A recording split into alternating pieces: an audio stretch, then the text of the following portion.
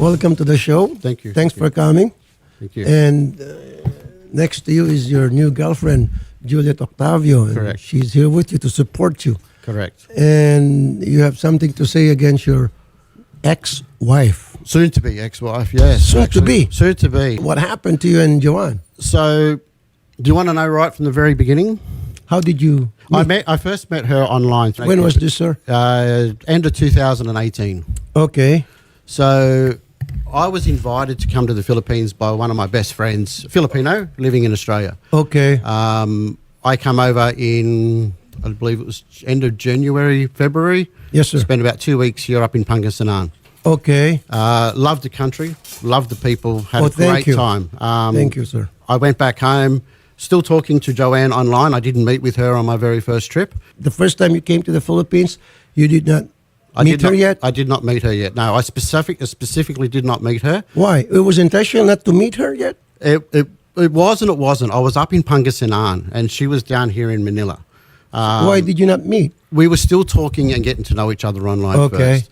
And I wanted to experience the Philippines without the complication of a new possible romance and all the rest of it. I was there because my friend invited me, so I spent the time with my friend. Yes, sir. So I thought that was a fair thing to do for him as well. Okay. But Joanne had a big secret that She before has a big secret. before we got involved, Uh-huh. she wanted to tell me what the secret was. Okay, the first time that you met her, Yep. she did not mention about that secret. No, we mentioned it online a bit as well about a secret, but she didn't tell me what the secret was until about our. She did mention it to you online when you were talking to her online. She had a secret, but didn't Does she tell me have- what it was. Okay. Yeah. Why did you not insist and ask her what? Because was she that said to me online, and I've actually got all the screenshots of it. I've downloaded 3,700 Okay. pages of it. Yes. That it was too big for her to say that, and she wants to talk to me face to face. Okay. So I respected that. Sounds Right. good. Yeah. So the problem is, fast forward now a few years, after about 2 years of me asking questions, the story kept changing. I just put it out of my mind. I just thought, I better move on. I don't think I'm ever going to get the 100% truth out of it. So I just moved on. So we continued on, and, you know, we had a fairly happy life in Australia because I brought them to Australia, got a spousal visa for her. So her and her son, Wesley. So they come to Australia in July 2023 with my son, my 5-year-old son. I moved to the Philippines. Okay. So I left her and Wesley in Australia in about September, October, I'm not sure the exact month. She followed to the Philippines. While she was there, you were here. Yes, for about 3 or 4 months while she's packing up the house and doing a few other things and that sort of stuff. So she moved over. I'm a lot better. She's not. She's depressed. And we started then growing apart. Now, I, for the sake of my son and the marriage, continued on and tried to help and do things like that. But every time I went out somewhere with friends or work, I get abusive text messages or... Abusive text messages from whom? From her? Joanne, yeah. Okay. Or questioning about where I am, what I'm doing, and all that sort of stuff, right? Oh, like she was jealous? Yes, yes. Okay. Well, there's a reason for her to be jealous because I have no she idea. was there and you were here. I have no idea. But I'm talking about while here in the Philippines, but if I'm going out with my work colleagues... She did hear about you having another girl. No, I didn't have any other girl then. Okay. So what happened between you and your soon-to-be ex-wife, you said? Yep. Joanne. Yes. So I was falling out of love, but I was trying to keep everything together for the sake of the family, right? Obviously, family matters. You did mention about you, her being jealous. Yes. Of you, maybe because you're having an affair. That's probably what she was thinking at that time. I don't know what she was thinking at that time. She was accusing me of going to bars, which I don't like going to bars. And you can ask any one of my friends, they'll all tell you the same thing. But when guys at work, and we're talking about expats, right? We're all pretty much all expats. Okay. And when we go out, they don't like to bring their girlfriends out for whatever reason, right? So, but a couple of the guys always brought their girlfriend with them. Maybe she has some basis for her being jealous. What do you think? I've given her no reason for her to be jealous. Well, what's the status now between you and Joanne, your relationship? There is no relationship. It's over. And you brought some papers here. What is it that you want? What do I want? I want the return of property that I owned prior to ever knowing Joanne. I've got receipts So and you have some photographs. properties, and what are these? So I'm talking home contents. What are those? Appliances? Appliances. TV, what else? So it's a 75-inch TV. 75-inch TV. It's an LG double door a refrigerator. Refrigerator. How about stove?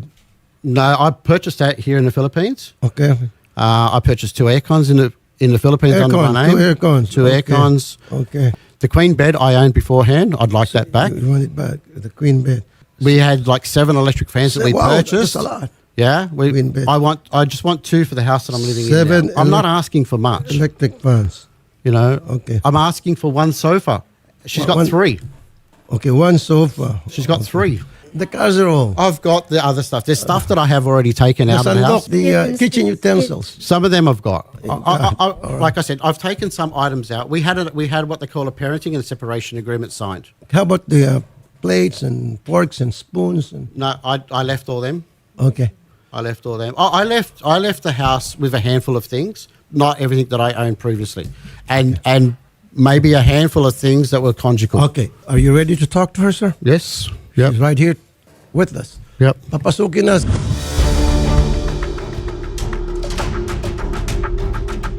Ang sinasabi niya po, ma'am, Babawiin niyo po yung kaldero. yung TV, refrigerator, aircon, queen bed, electric pan, sofa. Diba Okay. po? Nakarating pa po kami dito para po sa pagbabawi ng kaldero. Kasi siguro meron na po siyang bagong partner siguro. Yes po. Ano po masasabi niyo? Ano bang nangyari? I want to get your side. Can you speak in English? So can No you po. Actually, nag-cheat po sila talaga. Sino pa nag-cheat? Cheater po, ang cheater po at saka yung kabit. Paano po siya naging cheater? Hindi ko naman agad pwedeng husgahan. Sige po. O, ano ba ma'am ang dahilan? Bakit ka nagkiwalay? Sayang naman. Alam niyo po sir, nung nasa Australia po kami, for 5 years po namin sa Australia, 4 years. 4 years po namin sa Australia. Mabait po talaga siya. Masasabi ko naman po na thankful po ako na mabait siya. Bago po kami kinasal, wala na po siyang bahay, wala na siyang sasakyan, wala na siyang ano. Ano bang trabaho niya doon? Nung nakilala ko po siya, wala po siyang trabaho. Okay. Kasi katatapos lang yata nila during parang sa separation ng ano, wala po siyang trabaho nung nakilala ko po siya. Lagi po siyang nandito sa Pilipinas every 2 weeks yata. Yun ang pong sabi niya. Opo. Kasi gusto niyo pa ako madala sa Australia para po... Pero tumira daw po kayo doon sa Australia kasama yung inyong anak. Yes po. Kasama po yung anak kong pong panganay. Opo. Sa una po. Yung pagsasama po namin sa Australia, as in, masasabi ko po talaga na yun ang dream family ko po. So paano po siya nakabangon kung bankrupt na po siya? Tulong po kami doon. May trabaho po ako. Siya lang po nagtatrabaho siya. Nagkaroon po kami ng food truck. During pandemic po, wala siyang trabaho. So gumawa po siya ng food truck. Madiskarte. Inaamin ko naman po na madiskarte po siya nung nandun kami sa Australia. Dito po. Dito po, nung after po ng pandemic, nag-open ng border, umuwi po kami sa Philippines para magbakasyon. 1 month po. Naranasan niya po yung na-overwhelm yata siya dun sa mga binibigay na atensyon sa kanya ng babae na kapag naglalakad siya sa mall, hi sir, ganon. Pagbalik namin ng Australia, nakiusap na siya na sa Pilipinas na kami tumira.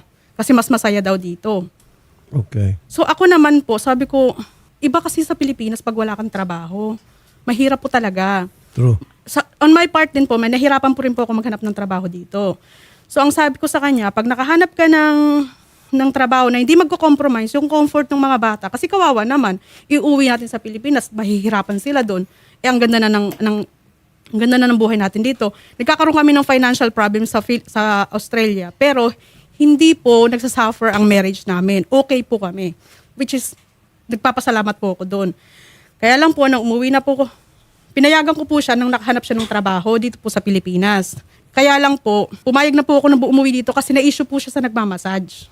Ano po talaga ang reason ng inyong breakup? Itong taon pa na to, magbabakasyon siya dito from Australia para mag-spend. Tapos, babalik kami ng February para sabay na kami pupunta doon at magtatrabaho na kami dalawa para suportahan yung anak namin dito. Kasi magsisimula kami from scratch. Ang problema po, all the while, akala ko po okay kami. Until end of December 2024, may mga I love yous pa kami every night. Correct.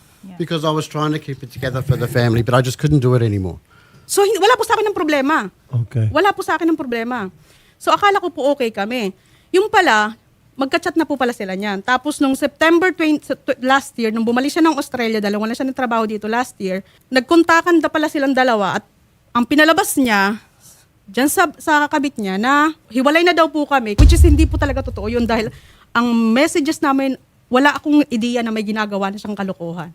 So nung January po, nag-celebrate pa rin ng birthday niya, birthday ng anak ko, 24 po nagalit po ako sa kanya.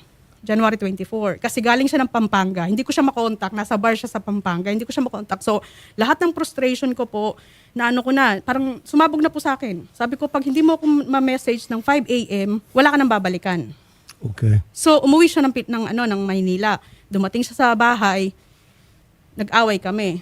Sabi ko sa kanya, syempre, galit po ako eh. Sabi ko, maghiwalay lang tayo kung laging ganyan. Kasi pinayagan na nga kita ng January 4 to January 9 magpunta sa mga bar sa Cebu, kasama ng kaibigan niya. Bakit hindi mo ma-spend pa sa amin? Total, babalik na tayo ng Australia eh. Di ba po? So, galit na po. So, binigyan mo siya ng R&R ng 5 days? Yes po, kasama po yung niya, yung kaibigan niya po. Mabait po kayo, ma'am. Kasi kung ibang misis yun, hindi, dito ka sa akin. Alam ko po, kasi hindi po niya naranasan sa dating asawa niya, sa first wife niya, magkaroon ng social life. Kasi dominante po yun. Ako po, gusto kong malanasan niya yun kasi gusto kong bumalik yung social life niya nung kami na eh. Kasi deserve niya po yun dahil nagtatrabaho naman siya, mabait naman siya, asawa. So, nag-away po kayo? Nag-away po kami. Akala ko naman po, away mag-asawa lang. Nung sinabi ko sa maghiwalay na tayo, ang sabi po niya, sige, nag-alsabalutan ka agad siya. So ako naman, sabi ko, akala ko, away mag-asawa lang po yun. Di pinabayaan ko siya. Pero galit na ako sa chat. Sa chat po, galit na ako. Tapos 27 po, babalik niya siya ng Australia. Hindi po siya bumalik ng Australia. Nag-stay siya rito? Hindi po. Nung 27 ng gabi, nasa airport, pinuntahan ko siya sa airport kasi na-offload daw siya. Tapos po, hindi pala siya na-offload. Kasama niya na pala, hindi ko alam, silang dalawa nagpunta ng Thailand. Nag-search ako. Nakita ko po sa Facebook niya, pinalitan niya yung cover photo niya ng family picture namin ng solo picture niya. Marami pong nag-heart doon. Merong isang nag-tick sa akin doon na may love heart. Sa dinabi namin na nag-love heart doon, iba po yung instinct ng babae. Instinct ko po. Opo. Kinabahan ako, parang nag-init yung tenga Ano po ko. yung nakita Nag-love heart po siya. Si ma'am, So, inisto ko po yung yung Facebook niya. Nakabaliktad yung pangalan niya, private profile. Binaliktad ko ngayon. Meron pa pala siyang isang private profile. Ando na lahat. Engaged na sila February 1 sa Thailand. From the very first start po, alam po niya na may problema ang birth certificate ko. Ang pinapalabas niyo po, Ma'am Juliet, na yung mga dokumentong isinumbite ni Joanne sa Australia nang ikasal sila nitong si Rosel ay puro fake. Kaya Yung invalid yun certificate basis po. dun sa nakausap mong lawyer. Totoo ba, Ma'am Joanne, yung mga sinabit niyo po mga dokumento No po. na sa Australia nung mag-ikasal kayo ay hindi po mga... Original po yung passport ko. Kaya lang po yung nagka-problema po yung birth certificate ko po. Ang party list na masasandalan. AXIS! Ang purpose na naman pagpunta niya rito ay magbabawi lang ng 75-inch TV, refrigerator, aircon, queen bed, electric fan, and sofa. Ano pong sa tingin ninyo? Siguro para makamove on na siya, lipat na niya yung mga gamit niya dito sa bago niyang... Ano tingin niyo po? Hindi po sa amin. Kasi ako po nakatira sa magulang ko. Hindi Siya po, po meron nirerentahan talaga sa ba? Pasig. Talaga ba? We'll let you Talaga talk. ba? Let us talk, Oh, please. okay. Okay, so nakatira ka sa ibang lugar. Sa magulang ko po. Sa parents ko po. Okay. Anong trabaho niyo po, madam? Call center po ako. Sa Pero call dahil center. po sa pangaharas nila, napupunta daw po sa trabaho, nag-resign ako. Nung February po. Okay, wag Talaga po. Kasi Ano po ba? nanghaharas po sila. Anong haras namin? May mga chat ako nung na hindi daw sila titigil.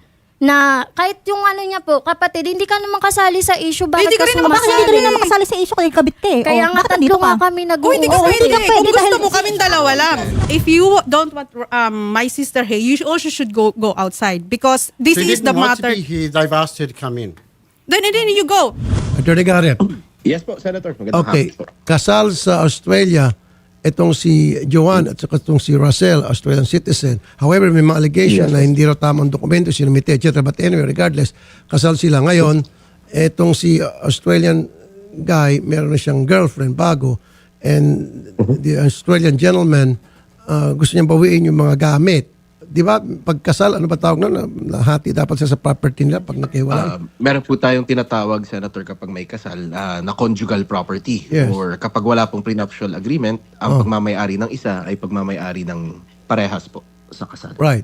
Okay, conjugal property, that's what they call it when you're married. So, Including stuff that I owned prior to ever meeting her, that I can prove that I owned. including ba yun, Attorney Garrett, yung mga gamit na bago sila kinasal? I don't think so. Kung prior sa kanilang Yes marriage, po, Senator. Under Philippine law po, I'm not sure sa Australian law, but under Philippine law po, all ownership po before and after the marriage will be joined into the conjugal property except for properties, for example, inherited po galing sa kanyang magulang. Pero generally, Senator, all properties before and after the marriage belong to the conjugal property. so that means, sir, all your properties, even before the marriage, you should share it half, 50%. Okay, well then I've probably got maybe 5% of it. Winning ka ba yung mga kasi sabi niya matigas siya sa Australia, mahirap naman tihabulin yun kasi iba yung batas doon, ibang batas natin. Ito mga binanggit, may mga TV, refrigerator, aircon, queen bed, electric pan, sofa, may kaldero pa, microwave, ibibigay na. Kaldero, the frying pan. Can I add something here? Yeah, yes, sir. What else? In the interest of fairness, right, originally I said to her, keep the fridge, let me take the fridge out of the condominium unit. She said no. So how many furnitures and appliances would you like to? Okay. to- I would like my take big it back. screen TV. I would like that. If she doesn't want to give me the other fridge, I'll take the fridge out of the condominium unit. Right? Okay. But the So problem, you have two refrigerators. yes. So we you do. want that's fair enough. So one for But she her and one won't for do you. Sir, can I ask you a question? Yes. Are you giving child support? Our child support is supposed to start. For We're her, supposed to for pay your- on for the your 23rd child. But- of every month. Oh, you're doing that on a Not monthly yet. Supposed to basis be this month. this month. But I lost my job because I had to come back here and fight her. I don't have means to support her. I have 12 pesos in my Philippine account. I've got about 800 peso in my pocket. That's all I have. Right I've now. got maybe $30 in my Australian accounts. I'm now broke because of her. Oh, no, it's no, Yes, not. it is because It of you. is. Otherwise, I'd be in Australia working and Then earning why money. you spend in Thailand and then all of the It wasn't dinners? my money. It was my money from Steve. He Oh lent me, and my I've got God. proof of that, Hindi. where he actually transferred me the Nakarating ka ng Thailand, $3,000. kayong dalawa, tapos ano, wala Sorry? kang pera? English. Nakarating kayo ng English. Thailand. Okay, sir, I'll Yep. make it short and sweet. Yep. Since you like the Philippines, Yes.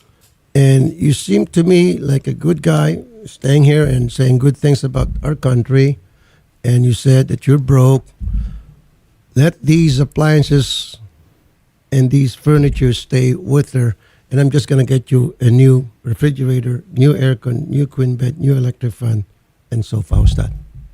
Solved? Sold. You have a deal? I have a deal, but we'd also have another problem. Well, what are we going to do with custody of my son and the condominium unit? Now, The I want condominium unit is it's jointly owned. on lease. I paid for it out of my retirement money. Yeah, but my But- name is in but- Who- hang on a who's minute. staying on it right now? No, I can't stay in it because she's got access to the property. If I stay there, she Well, can go you in know what? whenever she wants. She has the right to stay because Exactly. you because I'm not denying that. You have a child with her. Yeah, I'm not denying. She's She- actually renting you, a place. You need to provide roof Yes, for she's got your a roof. child with her. She's actually rented a place somewhere else now. That's Yeah, but no you, drama. you never give any. The first month is March. Read the contract. The first Yeah. of March and payable on the 23rd. my 2 days Right. 2 days ago, my son is in a hospital. And you did didn't tell me even where give he was? I asked you numerous times where he was, and because you you were wouldn't tell busy me. with her. Because you were busy with her. Russell. Don't start. Of Last course. time he was in hospital, you told me about it, and I come straight away. Did I not? Because you want and to then pull I spent the whole no, day with you. you want to pull him out. The first time we put him in a hospital, you want to pull him out because you don't want him to Because get you tested. told him he's a foreigner, and then they charged me more money. And so that's, it's that's not his noted. fault. It's not his fault. He's not And being there a was nothing foreigner. wrong with him, was there? It is. And what's wrong with him now? Tonight, I need to get the result of the CT scan. Yep. I asked all right, her for the okay. 5,000 pesos Then for the let me CT scan. take him back to Australia to get proper medical care where they can actually deal with it properly It has and to be free. with me also. You can go. It's up to you whether you go or But the not. I problem don't is, care. you already threatened me that to screw me in the immigration. Just like you threatened to get me arrested, killed, and deported. Oh, Yes. No, it's not. Yes, I've got it in writing where you Oh. said, I'm seeking advice from my lawyer not to kill you. Oh. Did you or did you not say that? I didn't say that. It's just a I've got proof and misunderstanding. text Yeah, message. but it's a misunderstanding. Well, And it how? doesn't matter what it's a misunderstanding, it's what you said. No. It is what you said. Dahil sa And what about your father? When you said you're worried about what your father's going to do to me. No, of course, because he cheated Sir, on me. sir, if she wants you deported, she could have done it long time ago. Exactly. She can even do it right now. That's what I want. Yeah. Now. If she wants you deported, I she's want just it being now. kind to you, the way I look at it. Because if she's not nice, because the way in front of her, the way it is, you have another girl and it hurts her a lot. And because of that, all she has to do is go to the immigration and tell the immigration what she just saw right now, and she doesn't want anything to do with you, and you're hurting her feelings, plus you're not giving the right child support, and you're becoming a foreigner here in our country, and because of those things that I Yeah. just mentioned, you can be deported. I've been So the there. best thing that you can do now is to talk to her nicely.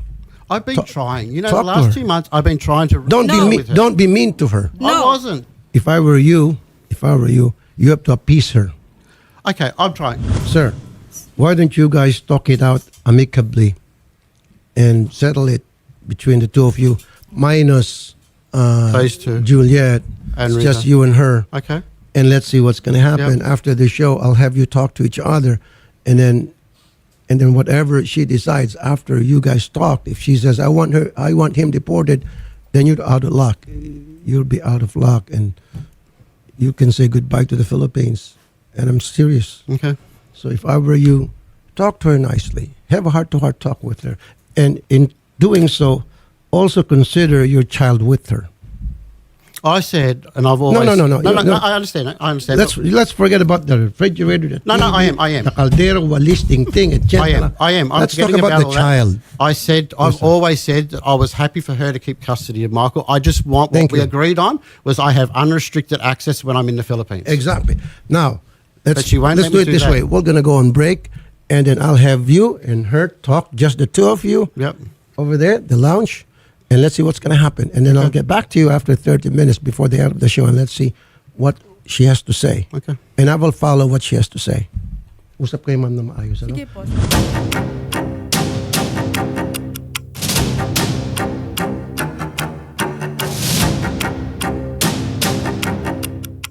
What is your final decision with? I'm happy to pay the $25,000 per month in child support.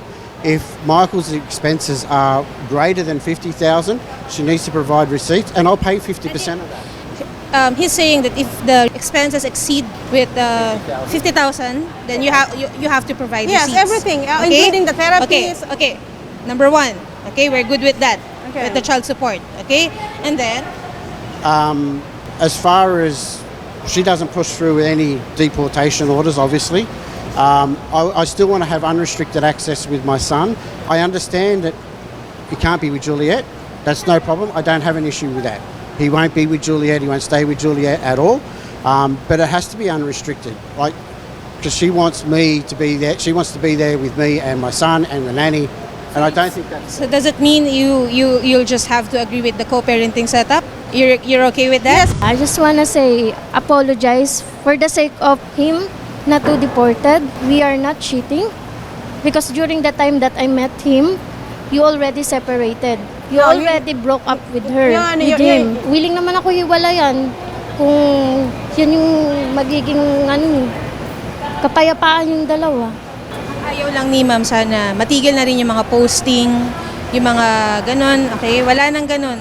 Sana lang maintindihan mo kung bakit sa ngayon hindi kita kaya mapatawad. Kasi tuwing nakikita kita, ipapaalala mo sa akin na ikaw ang dahilan kung bakit wala akong pamilya, kung bakit walang tatay ang anak ko.